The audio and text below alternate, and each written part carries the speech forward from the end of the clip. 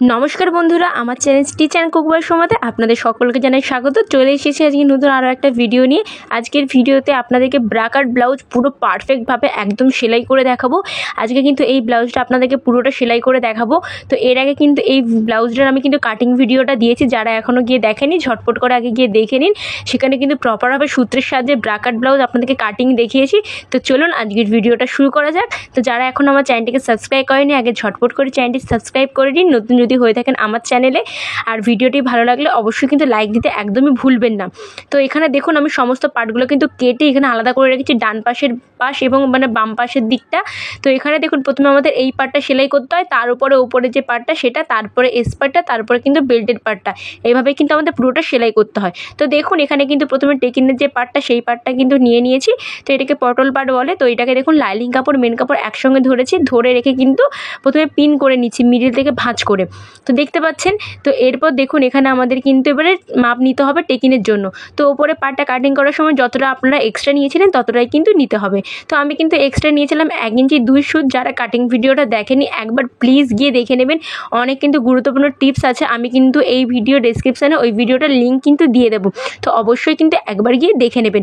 তো দেখুন টেকিনের জন্য 1 ইঞ্চি 2 সুত দাগ দিয়েছি, তারপরে ওপরে কোণ করে জাস্ট মিলিয়ে দিয়েছি। এবার এই দাগের ওপর থেকে কিন্তু আমাদের সেলাইটা প্রথমে করে নিতে হবে।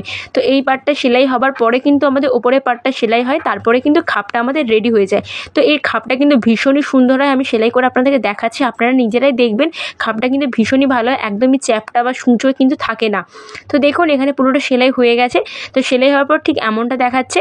এবার আমরা ওপরের পার্টটা জয়েন করব। তো তার জন্য দেখুন ওপরের পার্টটা নিয়েছি। এবার দেখুন একটু খেয়াল রাখবেন, এই দেখুন নিচের পার্টের যে ছোটো দিকটা সেটা কিন্তু থাকবে এই ওপরের পার্টের ছোটো দিকের সঙ্গে, আর নিচের পার্টের বড় দিকটা কিন্তু বড় দিকের সঙ্গেই থাকবে। এটা কিন্তু আমাদের খেয়াল রাখতে হবে। রেখে সোজার সঙ্গে সোজা রাখবো, ছোটো পার্টের দিকে ছোটো পার্ট রাখবো, রেখে কিন্তু আমি 1/2 ইঞ্চি করে ক্যাপিং দিয়ে সেলাই করে নেব। তো দেখুন এখানে পুরোটা আমি সেলাই করে নিচ্ছি। আর কোনো কাপড় কিন্তু টেনে হিঁচড়ে কাজ করবেন না, তো সবসময় কিন্তু আলতো হাতে। তো দেখুন পুরোটা এখানে আমি সেলাই করে নিচ্ছি। সেলাই করে নেওয়ার পর আপনাকে খাপটা আমি খুলেও দেখাবো ঠিক কেমনটা দেখাচ্ছে। তো এখানে দেখুন খাপটা আমি দেখাচ্ছি, দেখুন কত সুন্দর এখানে খাপটা হয়েছে, দেখতে পাচ্ছেন ভীষণ কিন্তু ভালো ফিনিশিং হয়। তো আপনারা অবশ্যই কিন্তু এভাবে একবার তৈরি করে দেখবেন, এর খাপটা কিন্তু মারাত্মক সুন্দর হয়। তো এরপর দেখুন এই দেখতে পাচ্ছেন খাপটা হয়ে গেছে। এরকমভাবে কিন্তু আরেকটা যে খাপ সেটাও কিন্তু রেডি করে নেব। এবার এখানে আমি এস পার্টটা জয়েন করে দেখাবো। তো এস পার্টটা দেখুন নিয়েছি, মেন কাপড় লাইনিং কাপড়ের সঙ্গে ধরা আছে, একসঙ্গে পিন করে নিয়েছি। এবার সোজার সঙ্গে সোজা দিক রাখবো, রেখে নিচ থেকে ওপরের দিকে কিন্তু সেলাই করে নিতে হবে। কখনো কিন্তু ওপরের দিক থেকে নিচের দিকে নয়, সবসময় কিন্তু নিচের দিক থেকে ওপরের দিকে সেলাইটা করে নিতে হয়। আর বারবার বলছি কোনো কাপড় কিন্তু টেনে কাজ করবে না, সবসময় কিন্তু আলতো হাতে এখানে কাজটা করে নিতে হবে। তো এখানে দেখুন পুরোটা সেলাই করে নেওয়ার পর ঠিক এমনটা দেখাচ্ছে, দেখতে পাচ্ছেন কত সুন্দর এখানে জয়েন্ট হয়েছে। এবার দেখুন নিচের পার্ট আমরা বেল্টের পার্টটা এবার জয়েন করে নেব। তো বেল্টের পার্টটা দেখুন এখানে মেন কাপড় লাইনিং কাপড়ের সঙ্গে রাখা আছে। আর এই বেল্টের পার্টের দেখবে একদিকে অংশ একটু বেশি থাকে, সেটা হচ্ছে এই হুক আর হুকের ঘরের দিকে কিন্তু আমাদের জয়েন করতে হয়। তো দেখুন এখন রেখেছি, রেখে কিন্তু এখানে আমি সেলাইটা করে নেব। এবার একটা জিনিস এখানে খেয়াল রাখুন, সেলাই করার সময় এই যে 1 ইঞ্চি 2 সুত কাপড়টা আমরা এক্সট্রা নিয়েছিলাম দেখুন টেকিনের জন্য, এই কাপড়টা কিন্তু মুড়িয়ে সেলাই করতে হবে, তাহলে ফিনিশিং কিন্তু ভালো হয়। তো এরকমভাবে দেখুন একটু কোণ করে জাস্ট মুড়িয়ে নেব, মুড়িয়ে নিয়ে এর উপর থেকে আমরা পুরোটা সেলাই করে নেব। তো এইভাবে করলে কিন্তু ফিনিশিং খুবই ভালো হয়। তো আপনারা কিন্তু অবশ্যই এই টিপসটি কাজে লাগাবেন, মানে ফলো করবেন, তো আপনাদের ব্লাউজেও কিন্তু ফিনিশিং ভালো আসবে। তো আমি দেখুন ধার বরাবর বেল্টে রাখবো এবং ব্লাউজের কাপড়টাকে রেখেও কিন্তু পুরোটা সেলাই করে নিচ্ছি। তো অবশ্যই গিয়ে কিন্তু একবার এই কাটিং ভিডিওটা দেখে নেবেন, আমি কিন্তু ভিডিওর লিঙ্কটা দিয়ে দেবো। তো আর যারা এখনও আমার চ্যানেলটি সাবস্ক্রাইব করেনি আগে ঝটপট করে চ্যানেলটি সাবস্ক্রাইব করে নতুন নতুন কিন্তু ভিডিও আসতে চলেছে এই চ্যানেলে, আর নোটিফিকেশন কিন্তু অন করে রাখবেন, তাহলে যখনই আমি নতুন কোনো ভিডিও আপলোড করবো সেটা কিন্তু আপনারা তৎক্ষণাৎ দেখতে পাবেন। তো এখান থেকে সেলাইটা হয়ে যাবার পর এখানে দুটো চাপ সেলাইও দিয়ে দিয়েছি বেল্টের ওপরে। দেখুন কত সুন্দর এখানে ফিনিশিং এসে দেখতে পাচ্ছেন, কত সুন্দর খাপটা হয়েছে, আপনারা নিজেরাই দেখুন একবার কত সুন্দর এর খাপটা হয়। তো এরকমভাবে আরও একটা দিক সেটাও কিন্তু আমি করে নিয়েছি, দেখুন সেমভাবেই কিন্তু আমরা করে নেব। তো যেভাবে এবার এপাশটা করেছি সেপাশে ওপাশটাও কিন্তু করে নিতে হবে। তো দেখুন এখানে আমার পুরোটা কমপ্লিট হয়ে গেছে। এবার পিঠটা আমি এখানে করে দেখাবো। তো পিঠটা দেখুন এখানে আমি আগে থেকে কিন্তু কাটিং করে রেখেছিলাম। এবার দেখুন পিঠটা লাইনিং কাপড়ে অ্যাটাচ করে আপনাদেরকে দেখাবো। তো এখানে মেন যে কাপড়টা এটা সোজা দিকে আছে, তার উপরে লাইনিং কাপড়টা রাখবো, রেখে কিন্তু আমরা এখানে এমনভাবে সেলাইটা করবো তাতে কিন্তু আপনাদেরকে আর পিঠে আলাদা করে কোনো কোমর পট্টি মানে আলাদা করে কোনো পিঠ পট্টি বসানোর দরকার হবে না, এই লাইনিং কাপড় দিয়ে কিন্তু হয়ে যাবে। তো এখানে দেখুন এরকমভাবে ধার বরাবর রাখবো, এদিকে এখানে পিন করে নিয়েছি। আর এখানে আমি 3 ইঞ্চি করে একটা দুপাশে দাগ দিয়েছি, এখানে আমার যে ফিতে যে হয় বা ডরি যেটাকে বলেন সেটা কিন্তু আটকানোর জন্য। তো এই দাগে কিন্তু আমরা ফিতেটা আটকে দেবো, তাহলে কিন্তু সুবিধা হবে দাগ দেওয়ার ফলে যখন ফিতে আটকাবো তখন কিন্তু সুবিধা হয়ে যায়। তো এখানে দেখুন আমি কিন্তু ধার বরাবর 2 সুত করে গ্যাপিং দিয়ে, ওর থেকে কিন্তু বেশি নয়, হাফ ইঞ্চি করে কেউ দেবেন না, 2 সুত করে দিয়ে কিন্তু গ্যাপিং দিয়ে পুরোটা আমি সেলাই করে নেব। যেমন আপনারা যদি কোনো ধরনের ডিজাইন তুলতে চান তো ডিজাইনও কিন্তু করে নিতে পারেন, আর আপনারা চাইলে বক্রমও কিন্তু ব্যবহার করতে পারেন। আমি কিন্তু লাইলিং কাপড় দিয়ে একবারে করে নিচ্ছি। এই দেখুন যে দাগটা আমি দিয়েছিলাম সেই দাগের উপর থেকে পুরোটা সেলাই কিন্তু করে নিচ্ছি। তো দেখুন আমি হাফ ইঞ্চি করে গ্যাপিং দিয়ে, এই 2 সুত করে গ্যাপিং দিয়ে পুরোটা কিন্তু সেলাই এখানে করে নেব। তো দেখুন এখানে পুরোটা আমার সেলাই হয়ে গেছে। তো এখানে সেলাইটা হয়ে যাওয়ার পর আপনাদেরকে হালকা হালকা করে কেটে নিতে হবে। তো এমনভাবে কাটবেন যেন সেলাইগুলো না কেটে যায়, এটা কিন্তু খেয়াল রাখবেন। এর ফলে কি হয়, লাইলিং কাপড়টা যখন আমরা উল্টে দেবো তখন কিন্তু সুবিধা হবে উল্টাতে। তো এখানে দেখুন পুরোটা আমি কেটে নিয়েছি। কেটে নেওয়ার পর এবার এর উপর থেকে আমাদের একটা চাপ সেলাই করে নিতে হবে। এটা হচ্ছে লাইলিং কাপড়ের উপর থেকে চাপ সেলাইটা কিন্তু করে নেব প্রথমে, তারপরে কিন্তু মেন কাপড়ের উপর থেকে চাপ সেলাই করে নিতে হয়। তো আমি এখানে দেখুন লাইলিং কাপড়ের উপর থেকে পুরোটা এখানে আমি চাপ সেলাই করে নিচ্ছি। তো এইভাবে কী করলে কি হয়, আপনাদের লাইলিং কাপড়টা কিন্তু সহজে উল্টানো যাবে।